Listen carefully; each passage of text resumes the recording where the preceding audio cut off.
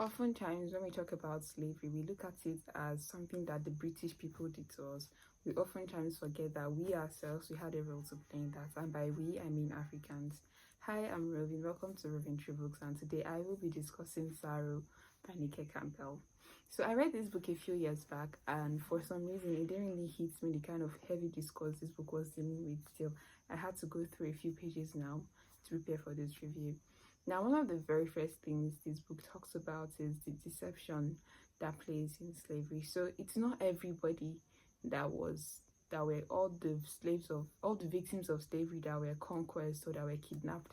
Some of them were tricked into slavery, and we see this play out, and it's very, very hurtful. Imagine having so much trust in someone or being occupying a position like a king in ancient Yoruba land, and then that's as at 1834 thereabouts, and then you're being tricked into slavery. Your wife, your children, well, he had a pregnant wife, by the way, so there were so many things to consider. I felt almost as hurt as the person in the book was, because it was just so painful. Like, why would you do this? Why? And they didn't even know what was within ahead for them. So it's one of the things I think as Africans we have to sit with, because in as much as we say, oh, this is what the British did to us, this is what the Portuguese did to us, we also had a role to play in slavery, and it would be very dishonest for us not to take accountability of it. Now, when it talks about slavery, we see the evils of slavery. Now, some slaves were able to get freed in Sierra Leone. That's why the capital of Sierra Leone is Freetown, and in that particular place all the slaves there were free, hence the title Freetown. And when we watch the relationship between these slaves, it's quite very interesting seeing how these people relate. So we see that some of them have some very interesting names, how some of them are Yoruba to a large extent, because they were the people that were in the particular town when they were freed. I mean, we can remember Ajayi Crowder making reference to Freetown in part of his story, how he became, because he was a slave and then he got freed and then he came back to Nigeria. Saro is a very heart-wrenching read, because like I said, the deception part is what starts the story. So you just feel heartbroken, and then when you go and you realize that there is even more sad things in the story. But perhaps the most beautiful thing is it shows the resilience of the human spirit, how despite the fact that humans can get broken, they can choose to start all over again when they have nothing left. And we see this in how people decide to start families in Freetown.